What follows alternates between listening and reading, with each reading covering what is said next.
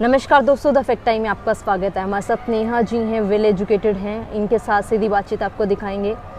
इनका क्या एक्सपीरियंस रहा है उस संस्था के साथ, खासकर बीइंग गर्ल इन्होंने कैसा महसूस किया है उस संस्था में, जिसके बारे में काफ़ी अलग अलग बातें दिखाई जा रही थी।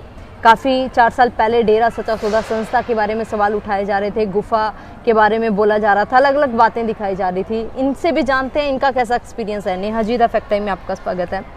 क्या क्वालिफिकेशन है आपकी? मैं बीकॉम ग्रेजुएट हूँ। और मैम करंटली क्या कर रहे हैं आप? मैं जॉब कर रही हूँ। मैम, आप डेरा सच्चा सौदा संस्था को कितने समय से जानते हैं? मैं बचपन से ही जानती हूँ, मतलब 7-8 साल की उम्र से ही मैं यहाँ पे आती हूँ और तब से ही मैं जानती हूँ। बीइंग गर्ल कैसा महसूस करते हो मैम डेरा? मैं बहुत सेफ़ महसूस करती हूँ, मुझे कुछ ऐसा गलत नहीं लगता। मैं बहुत सेफ़ सिक्योर महसूस करती हूँ यहाँ पे। मैं इवन यहाँ पे आके टाइम भी स्पेंड कर सकती हूँ अकेले। मुझे कोई डर नहीं है, मुझे कुछ ऐसा नहीं फील होता कि कुछ गलत है। गुफा में गए हो मैम कभी? हाँ जी, मैं गई हूँ। वहाँ पर क्या होता क्या है वहाँ पे पिताजी के प्रोग्राम होते हैं। पिताजी हमें अपने जीवन को कैसे जीना है, कैसे अच्छे बनना है, दूसरों की मदद करना है, वो ये सब हमें सिखाते हैं वहाँ पे। मैम, सबसे पहले तो मैं आपसे ये पूछना चाहूँगी, आप उनको पिताजी क्यों कहते हैं? क्योंकि वो पिताजी हैं। जैसे एक फादर अपनी बच्चों को, चाहे वो लड़का हो लड़की हो, कैसे प्यार करता है, उनकी कैसे संभाल करता है, वो सब वो करते हैं, तो हम उन्हें फादर कहते हैं, इसलिए उनको पिताजी कहते हैं। मैम, उनका चरित्र कैसा है? कैसा होगा किसी बेटी के पापा का, उनका कैसा होगा कि वो कितना प्यार करेगा कि अपनी बेटी को उनकी हर चीज़ मिले, वो पढ़े लिखे, अच्छा सब कुछ रहे। वो हर चीज़ कोशिश करते हैं, वो हर एक शिक्षा देते हैं हमें कि हम कैसे अपने आप को आगे लेके जा सकते हैं, कैसी सोच हमें रखनी चाहिए, और लाइफ में कोई भी चुनौती आए या कुछ भी चैलेंजेस आए, हम उसको कैसे फेस कर सकते हैं और अपने अंदर विश्वास रख के। लेकिन मैम, मीडिया में काफ़ी अलग अलग बातें दिखाई जा रही थी, मतलब बिल्कुल जो आप बता रहे हो इसके बिल्कुल ऑपोजिट दिखाया जा रहा था। आप क्या बताना चाहोगे अपनी वीडियो के द्वारा समाज को? मैं यही कहना चाहूँगी कि लोग बातें करते हैं वो लोग जिनको नहीं पता होता, जो कुछ जानते नहीं हैं, पर जो जानते हैं, जो यहाँ पे आते हैं, उनसे जान के देखो कि क्या है यहाँ पे।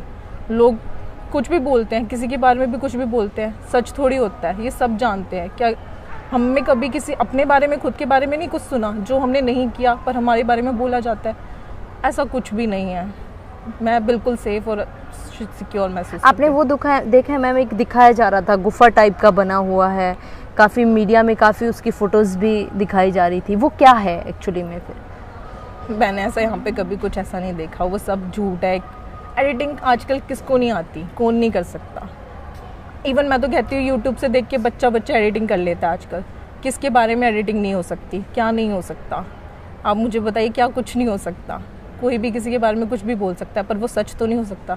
एक जो फैक्ट है वो तो फैक्ट ही रहेगा। मैम, इस तरीके से फिर क्यों टारगेट किया गया एक संत को इस तरीके से? क्योंकि वो अच्छा कर रहे थे। अब इतने लोग शराब पीते हैं, कितने ड्रग्स लेते हैं, उनमें कितना जानते ही हो, ब्लैक मनी है और भी बहुत कुछ है, सब कुछ हो रहा है। अब उनको इतना बड़ा लॉस होगा कि कोई सब कुछ ये क्यों छुड़वा रहे, स्पेशली जो यंगस्टर्स हैं उनके बीच, क्योंकि वही मेन उनका टारगेट होते हैं। तो वो नहीं लेंगे तो उनका कितना लॉस होगा। तो टारगेट तो बनाना ही था, तो वही किया गया बस। संत जी ने यूथ के लिए, सोसाइटी के लिए, यंगस्टर्स के लिए क्या कंट्रीब्यूट किया है अभी तक? बहुत कुछ कंट्रीब्यूट किया है उन्होंने मैं कहूँगी एक लाइफ, एक पाथ दिखाया है कि कैसे चलना चाहिए और कैसे सब कुछ तुम्हें अपने लक्ष्य को हासिल करने के लिए करना चाहिए। एक सच्चा और ईमानदार रह के भी तुम वो सब कुछ हासिल कर सकते हो जो तुम अपनी लाइफ में चाहते हो। कभी कुछ आपसे डिमांड किया जाता था, मनी डिमांड किया जाता था, जब कुछ भी उन्होंने मांगा हो कभी भी? नहीं, कभी कुछ नहीं। वो तो इवन कहते थे कि अगर, कैसे बताऊँ, ये सब चीज़ें अगर कोई गुरु तुमसे लेता है तो वो सच्चा गुरु ही नहीं है। मनी लेना सच्चे गुरु का वो नहीं है। वो शिक्षा देने में विश्वास रखता है और वो वही करते थे। उन्होंने कभी किसी चीज़ के लिए कोई डिमांड कुछ नहीं। इवन उनकी तरफ से तो इतने सारे फंड्स हैं जो चलते हैं, दूसरों की सेवा करने के लिए। हमेशा उन्होंने दूसरों के लिए सोचा, कभी मैंने नहीं देखा कि उन्होंने अपने लिए सोचा हो या अपने लिए कुछ किया हो या कुछ मांगा हो, कभी नहीं। आज ज़रूरत है मैम उनकी, बहुत बहुत ज़रूरत। ये सज़ा किसको मिल रही है, समाज को या संत जी को? समाज को, समाज को मिल रही है, पूरी पूरी सज़ा समाज को मिल रही है। जो कितने सारे यंगस्टर्स हैं, इवन माता बहनें हैं जिनके बच्चे, स्पेशली बॉयज़, इवन मैं तो कहूँगी गर्ल्स भी आजकल ड्रग्स की तरफ चले जाते हैं, वो नशा करते हैं, और कितने सारे जने उनकी वजह से अनसिक्योर फील करते हैं। तो समाज के लिए ही है बुरा। क्या अपील करना चाहोगे आप सरकार से? मैं बस यही करना चाहूँगी, पिताजी ने हमेशा कहा है कि कानून का साथ दो। उन्होंने कभी नहीं कहा कानून गलत है या कुछ तुम ऐसा साथ मत दो या कुछ, वो नहीं, वो हमेशा जो सही है उसके साथ खड़े रहे हैं। आई थिंक उनको दोबारा से देखना चाहिए कि किस बेसिस पे क्या चीज़ हुई है। ज़रूरी नहीं है जो फैक्ट दिखाए जा रहे हैं वो फैक्ट एक्चुअली में हों। चीज़ें क्रिएट भी की जाती हैं, सब कुछ होता है लाइफ में, बट उनको दोबारा से देखना चाहिए कि क्या उसके अंदर चीज़ें हैं। थैंक यू नेहा जी हमारे साथ जुड़ने के लिए। दोस्तों, इनकी मांग है कि दोबारा जांच होनी चाहिए, एक्चुअली फैक्ट समाज के सामने आने चाहिए। जो इन्होंने पर्सनली एक्सपीरियंस किया है, ये बचपन से जा रही हैं उस संस्था में, बचपन से उस संत को आज भी अपना पिता कहती हैं, बचपन से जानती हैं संत जी को।